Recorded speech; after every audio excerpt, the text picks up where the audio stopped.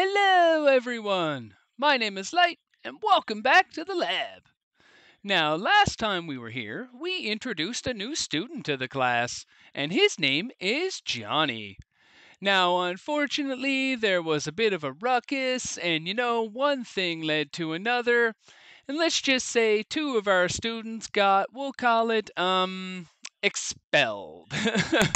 Now, that being said, we actually have two new students with us today, and they are Simon and Charles. All right, well, it's a pleasure to have you here with us today, gentlemen. Do you guys have anything to say for yourselves? What about you, Charles? Whew. So, you heard what happened to the last students, and it was dreadful. You won't let me down? All right. Good man, Charles. You're a good man. How about you, Simon? Do you have anything to say? You're here to learn and ask questions. Lots of questions. All right. So, your first question is, what are we learning about today? Well, I think for today's experiment, we are going to focus on building some outdoor lighting. If you've been following along in my series from the Hopelessly Bedrock server, in the last episode, I actually built up an outdoor lighting system. Now, some of the people in the comments were very curious about the redstone and asked that I do a tutorial for this, so that is what we are here to do today. All right, so if you allow me a moment, I'll get us over to the build site and we'll get started. I'll see you there. All right, folks, so just before we get into the dimensions and materials list, I thought I would give you a demonstration of the lighting in action. This was actually a piece of feedback that I received in a comment, which I thought was really good. So I'm going to take advantage of that and I'm going to give you a demonstration right now. All right, so here we are. This is a daylight sensor. So the way the system works is when we hit a certain level of night, this daylight sensor would activate, igniting this redstone line, powering the piston. The piston would push the redstone block forward, and when that happens, the circuitry underground would activate, igniting the pod. And on the reverse, when we hit daytime, the power here would turn off, the redstone block will pull back, and the pod will deactivate. So I can actually simulate this for you right now. Currently we have the sensor in night mode, so I'm going to go ahead, I'll switch it to day, and when we do, the pod will activate. Like that. And in order to simulate the turn off sequence, we just need to flip the sensor back to nighttime. And it looks like that. All right, so again, this is what the build will look like, except in the tutorial, we'll be doing it on a bit bigger scale. All right, so if anybody enjoyed having a first-hand look at the build before we get into the tutorial, please let me know in the comments below. All right, so hang on, I'll get us over to the site.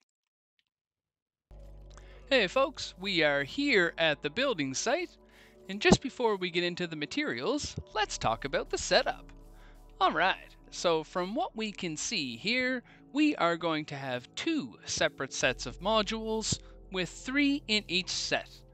And for this demonstration, I'm going to show what that looks like when they light up and deactivate in succession along a pathway, just like this. All right. Now, because we have two separate sets of modules, we are going to require 2 activation circuits.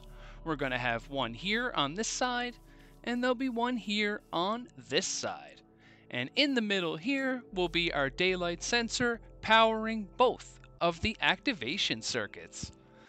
Now you might be wondering what the reason is for the red and the blue warp blocks in the pathway. Well, for the red side, in these modules we're actually going to be using netherrack.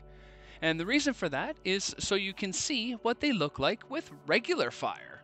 And over here on the blue side, we're going to be using soul sand, which will allow us to see what they look like with soul fire. All right, excellent. Now, the dimensions that I'm using for this build are 15 blocks this way by 25 blocks this way. However, depending on your use for this type of build, those dimensions will most likely change, but if you are following along and doing what I'm doing, it is 15 blocks this way by 25 blocks this way. Now, the only other thing that I would mention in regards to the dimensions is the height of the build. Now, I would assume that most people would be building something like this outside, where height would not be an issue.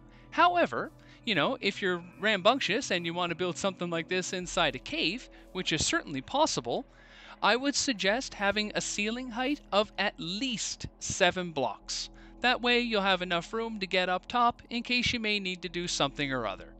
Alright, so now that we have all that stuff out of the way, let's talk about the materials. So I'll be back with you guys in just a moment.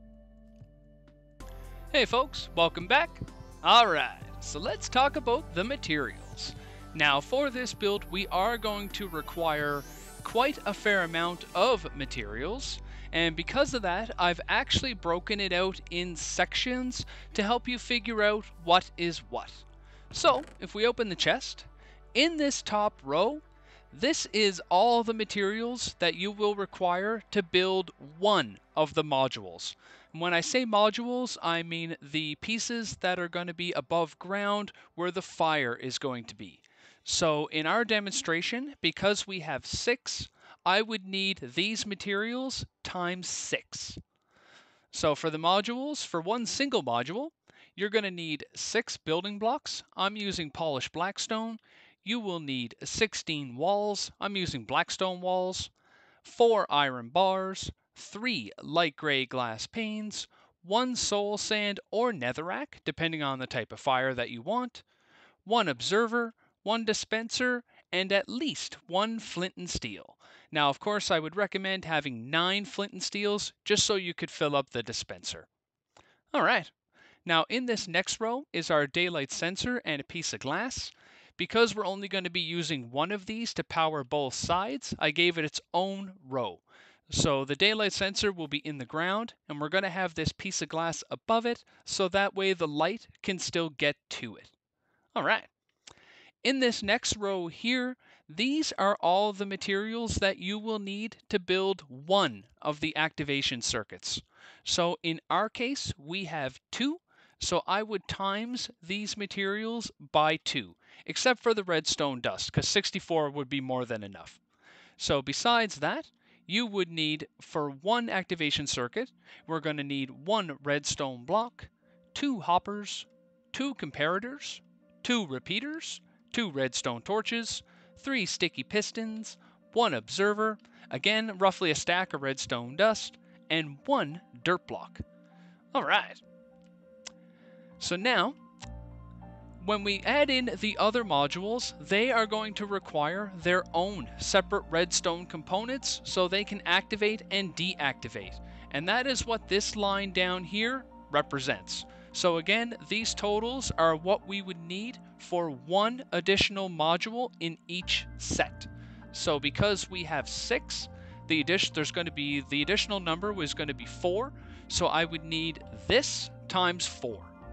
So for 1, it is 2 repeaters, 2 redstone torches, 2 sticky pistons, 1 observer, and again some redstone dust. But if you have already brought a stack up here, you would be fine to use that down here as well. However, you might want to bring a couple stacks just in case, depending on how big you're making the build. Alright, now I know that was a lot, so if needed, I would recommend go back and review this section again, and also review the section where I describe the setup, because it'll help make the numbers make a little more sense. And I think it'll make a little more sense as well as we go through the build. Alright, so I'll get this stuff in my inventory and we'll get started. Alright folks, we are back. I have our first set of materials on hand, so we can begin. The first thing that we're going to do is actually build the 6 modules above ground. I'm going to build this one right here with you guys, and then after that, I'll go ahead and build up the other 5 and bring you back in when all that is done. Now, because we're building this guy and we're on the red side, we're going to be putting netherrack in this module so we get normal fire.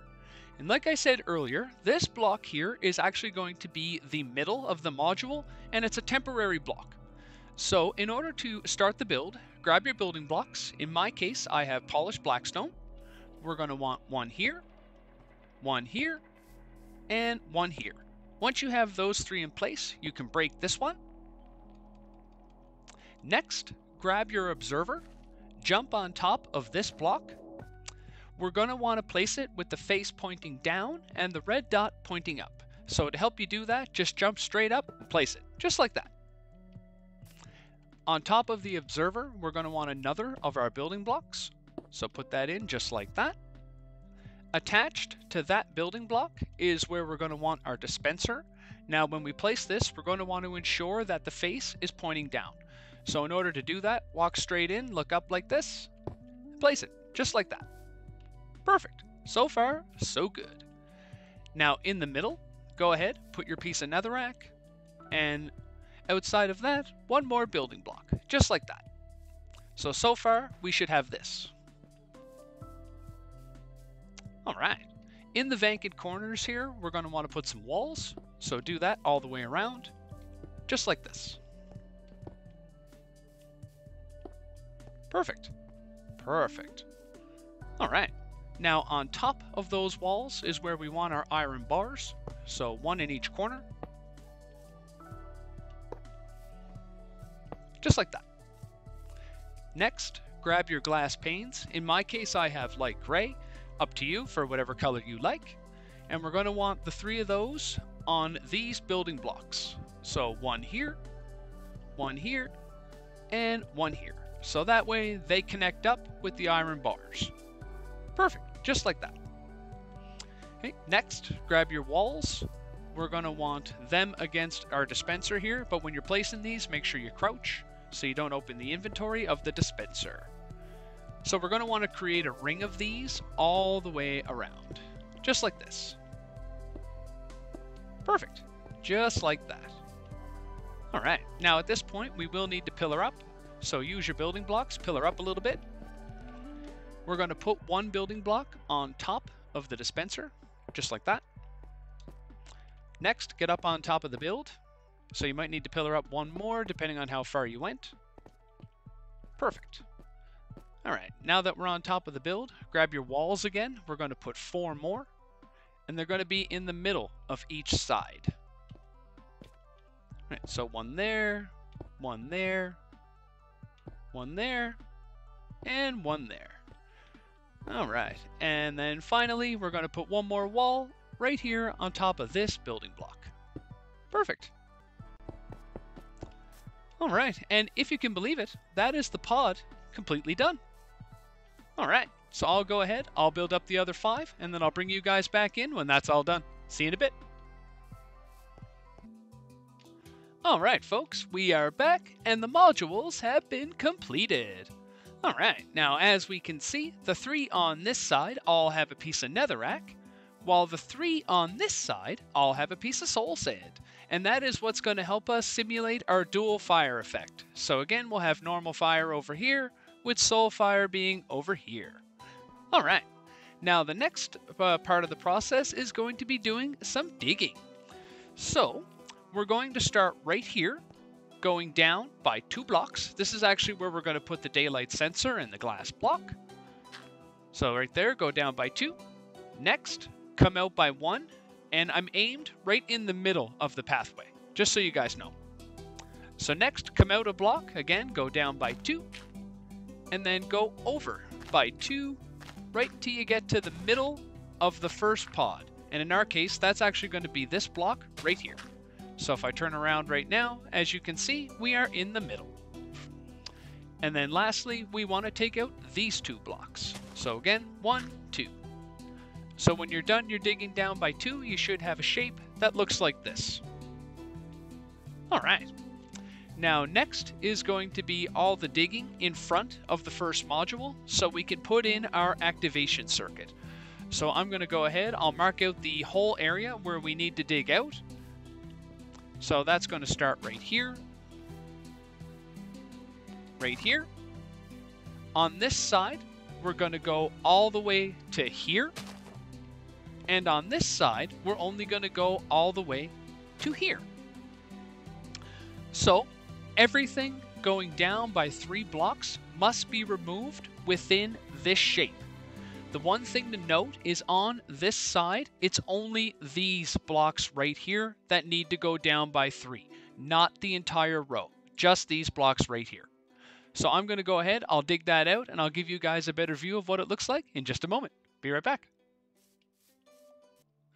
All right, folks, we are back, and the digging has been completed. So as we can see, we have our 2-block trench going along here, which leads to our 3-block deep hole, which of course extends by 1 on this side. All right, perfect. So now that we have this, we can go ahead and we can build the first of our activation circuits. The first thing that we're going to need, of course, is our daylight sensor. So that's going to go right here on top of this block. So go ahead and place that in just like that. Next, we're going to want to click the daylight sensor so it turns blue, indicating that it is on night mode. Above the daylight sensor, we're going to put our glass block, just like that. The reason for the glass block is it gives the sensor access to the sky, whether it's night or day. Perfect. Now coming off the daylight sensor, we're going to need a redstone power line. So starting here, and then of course going all the way across until we get to the 3D pole. Just like that. Perfect. Now that we have our redstone line in place, go ahead and jump in the hole. The first thing that we're going to do in here is actually put in our hopper circuit, which is going to help drive the 2 power lines. So in order to help us place the piston, we're going to put a temporary block here. And then on top of that, we're going to place a piston with the face pointing toward the module. Just like that. We're also going to use this temporary block to help us place the 2 hoppers, which are going to go underneath the piston and the redstone block. So grab your hoppers, and you're going to want to place 2 pointing into the dirt block. So 1, 2, just like that. Now, because we put them that way, only this one is going to be the correct orientation. So we'll have to break this one and replace it. But this time, we want to make sure we're pointing in to the other hopper. So that way, when we place it, the 2 nozzles are touching just like that. All right, perfect. Now that the hoppers are in place, go ahead and break the temporary block. Next, grab our 2 comparators. We're going to want one coming off the side of this hopper with the arrow pointing this way, just like that. And one on this side coming off of this hopper, again with the arrow pointing this way, just like that. Perfect. Coming off of each comparator, we're going to want 1 piece of redstone dust on each side. And then coming off of those pieces of redstone dust, we're going to want a repeater on each side with the arrow pointing this way. So this one here, this one has to be on 4 ticks. So go ahead and bring the thing all the way back. And we're going to want another repeater right here. This one can stay on 1 tick. That's fine. All right. Well, now that we have this in place, we can go ahead and we can install the pistons for the module. Now, in order to do this, we're going to need to take out these 3 blocks here and these 2 blocks here. And the reason for that is it'll let us jump up and down, making the placing a lot easier. So walk all the way in, jump up, place a piston so the face is pointing up like that. Next, we're going to want to put a block here. And again, grab your pistons, jump up, place it so the face is pointing up just like that. Perfect. All right. Now, in order to run power to the pistons, we're going to need to complete these 2 lines. We'll start on this side over here. So we are going to need a block here in the corner like that. And we'll need to take out this block right here. Perfect. Perfect. Right. On the side of this block is where we're going to want one of our redstone torches. So just like that. And the moment we placed it, as we saw, the piston extended. All right. Next, grab your redstone dust. We're going to want 3 more pieces, just like this. So this way, when there's power on this side, it'll actually power this block, inverting the torch, making the piston come down. All right. So now we're going to install the rest of the circuitry on this side. And I will say this side is a little trickier. So in order to do this, we have to take out this block and this block here. That allows us to put our redstone torch on the side of this block right here, which of course extends our second piston. We are going to need a block here, take out this block here, And the reason we took this out is it's going to make it easier to place our observer. So to put the observer in, go ahead and look at the very corner of this block. So that way when we place it, the face points out just like that. All right. You can go ahead and you can replace this block. That is fine. We're also going to need a block in front of the observer, just like this. And that's going to allow us to run our redstone right up in front of it. So we're going to need a piece here and a piece here, just like that. And as you notice, when the observer saw the redstone come in, it inverted the torch, which made the piston here go up and down, activating the dispenser at the top of the module. All right. Now, in order to finish off the clock circuit, we're going to need our redstone block, and that's going to go right up against the face of this piston. So place that in just like that. And then the final piece is our dirt block. So go ahead, put that in your hoppers. Now you'll notice the moment we put that in, it got sucked into this side and stayed there. That is because this hopper is being powered by this redstone block, meaning that it will bring the block in, but it won't let it come back out. So because we have a block there though, the comparator sees that and gives us an output, which runs power over to here, which has inverted our torch, bringing this piston down. Perfect, and that's exactly what should happen when we're in the day. All right. Excellent. All right, so now that we have this in place, we should be able to simulate this for you. So I'm going to need a sec to get a flint and steel so we can put it inside the module. Let me grab that.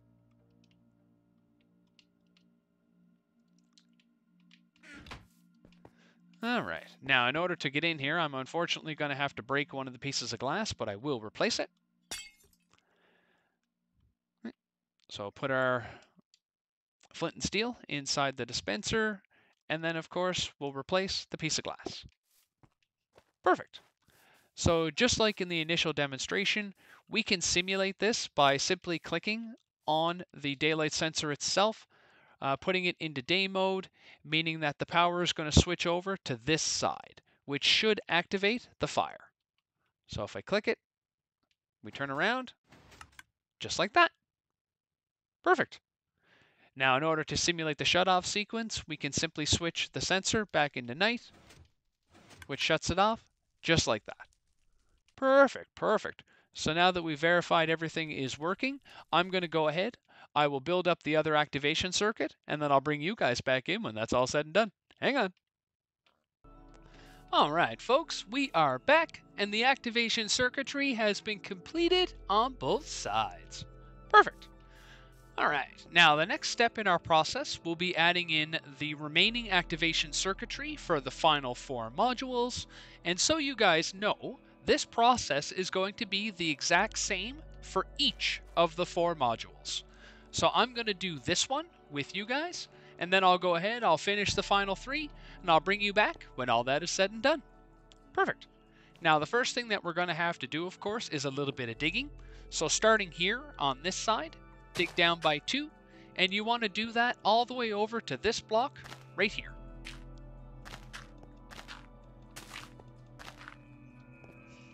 All right, now on this side, starting here, again, go down by 2, all the way over to this block right here.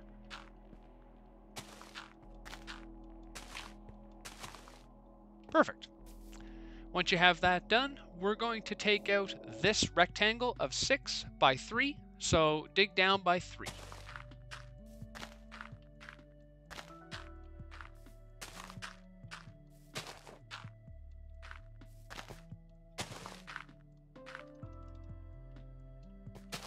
Perfect, just like that. So once you have your hole dug, go ahead, jump on down in. Now the first thing that we're going to do in here is add in our 2 pistons. So we are going to have to dig a little more to get in there. So go ahead and take out these first 3. You'll also have to take out these next 3, and then these 2 right here. Next, grab your pistons. So we're going to place these the exact same way as we did in the other section. So jumping up, making sure the face is pointing up toward the block. Just like that. Go ahead, put a block right here, and again, do the same thing to place the piston. Just like that. Perfect. All right, now you go ahead and you can actually remove these blocks as well, just to get them out of your way.